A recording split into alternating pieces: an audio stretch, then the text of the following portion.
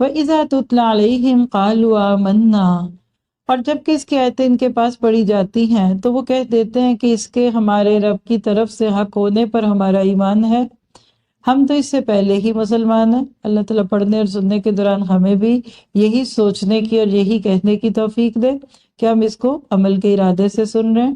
یہ اپنے کیے ہوئے صبر کے بدلے دوہرا اجر دیے جائیں گے، یہ نیکی سے بدی کو ٹال دیتے ہیں اور ہم نے جو انہیں دے رکھا ہے اس میں سے دیتے رہتے ہیں، اور جب بیہودہ بات کان میں پڑتی ہے تو اسے کنارہ کر لیتے ہیں اور کہہ دیتے ہیں کہ ہمارے عمل ہمارے لیے اور تمہارے عمل تمہارے لیے، تم پر سلام ہو، کیونکہ لا نبتہل جاہلین، ہم جاہلوں سے الجھنا نہیں چاہتے۔ اللہ ایک ایک خوبی جو ادھر مینشن ہوئی ہے ہمارے اندر ڈال دے۔ انک لا تہدی من احببت ولکن اللہ، آپ جسے چاہیں ہدایت نہیں کر سکتے بلکہ اللہ تعالیٰ ہی جسے چاہے ہدایت کرتا ہے، ہدایت والوں سے وہی خوب آگاہ ہے۔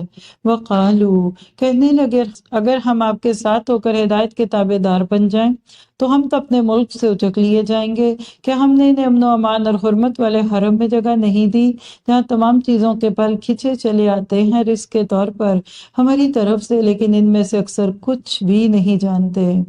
اور ہم نے بہت سی وہ بستیاں تباہ کر دی جو اپنی عیش و عشرت میں اترانے لگی تھیں، یہ ہے ان کی رہائش کی جگہ جو ان کے بعد بہت ہی کم آباد کی گئیں، اور ہم ہی ہیں آخر سب کچھ کے وارث۔ امیجن کیجئے اپنی چیزوں کو اور اس آیت کو سمجھیے۔ آج جتنا کما لیں گے، جتنا کنزیوم کر لیں گے، اینڈ پہ اللہ وارث۔ یہ آیت ہے جس سے آپ پارے کے تھیم کو اخذ کریں۔ بدرت معیشتہ، آج آپ کہتے ہیں نا بہت دولت ہے، مال ہے، نہیں، پہلے تھا۔ سونے چاندی کے برتنوں میں تو وہ کھانا کھاتے تھے، ہمارے لیے تو 1 گرام لینا بھی مشکل ہے۔ آج کون کھاتا پیتا سونے چاندی کے برتنوں میں؟ آج کرسٹل میں کون کھاتا ہے؟ یہ اپنے وقت کی وہ قومیں تھی جن کو اللہ نے عروج دیا تھا، لیکن رب کی بات نہ مانی، اللہ نے سب ان سے لے لیا، کیونکہ وَكُنَّا نَحْنُ الْوَارِثِينَ وَمَا كَانَ رَبُّكَ مُهْلِكَ الْقُرَىٰ، تیرا رب کسی ایک بستی کو بھی اس وقت تک ہلاک نہیں کرتا جب تک کہ اس کی بڑی بستی میں اپنا کوئی پیغمبر نہ بھیج دے جو انہیں ہماری آیتیں پڑھ کر سنا دے، اور ہم بستیوں کو اسی وقت ہلاک کرتے ہیں جبکہ وہاں والے ظلم و ستم پر کمر کس لیں۔ وَمَا أُوتِيتُم مِّن شَيْءٍ فَمَتَاعُ الْحَيَاةِ الدُّنْيَا، اور تمہیں جو کچھ دیا گیا ہے صرف دنیا کی زندگی کا سامان اور اسی کی رونق ہے، ہاں اللہ کے پاس جو ہے وہ بہت ہی بہتر اور دیر پا ہے۔ کیا تم نہیں سمجھتے؟ یہ ہے ویل آف لائف، وقت کا پہیہ، جو دیا ہے چند دن کا، اللہ کے پاس باقی ہے، ڈیوریبل ہے۔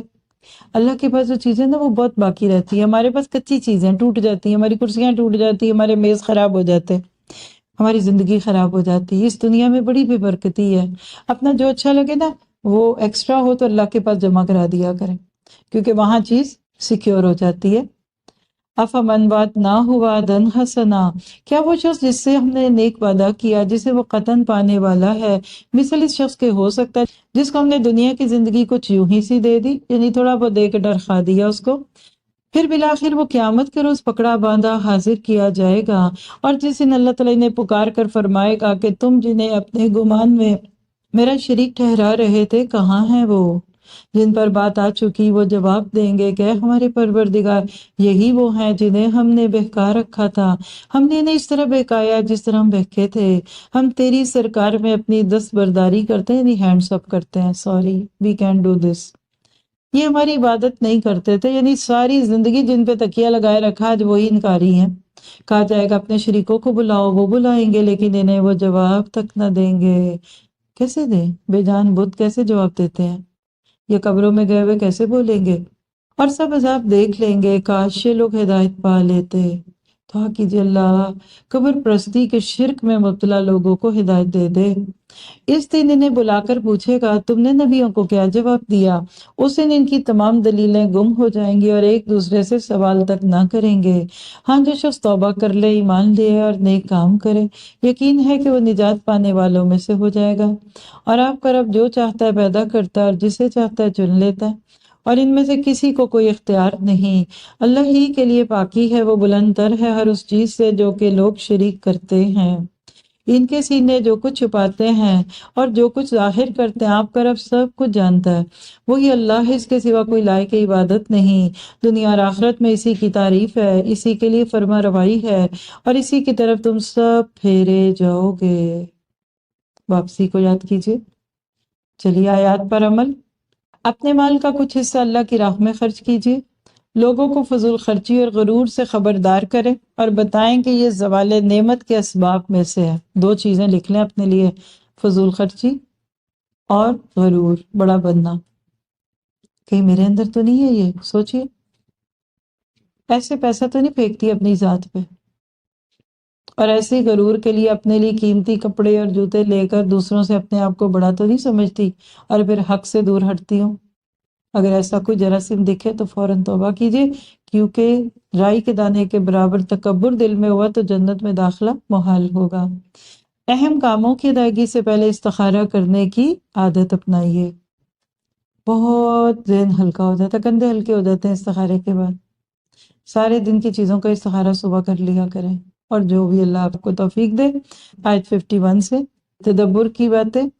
اپنی گفتگو کو فحش اور دل آزار باتوں سے محفوظ رکھے، دنیاوی نعمتوں میں کھو کر آخرت کی نعمتوں سے غافل نہیں ہونا، صحیح دلیل کی اتباع کریں اور اسی پر عمل کریں۔